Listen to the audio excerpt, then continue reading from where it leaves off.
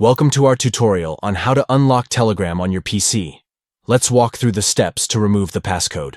First, open telegram.com on your PC.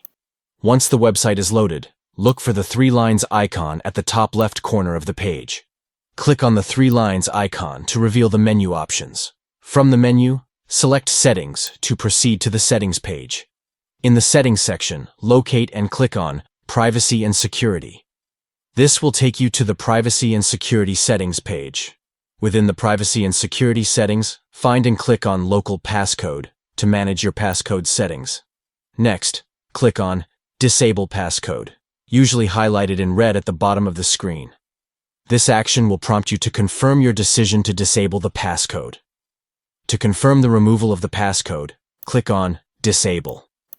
This will successfully unlock Telegram on your PC, removing the passcode protection. By following these steps, you can easily unlock Telegram on your PC and enjoy seamless access to your messages and settings without the need for a passcode. Thank you for watching, and we hope this tutorial has been helpful in learning how to unlock Telegram on your PC.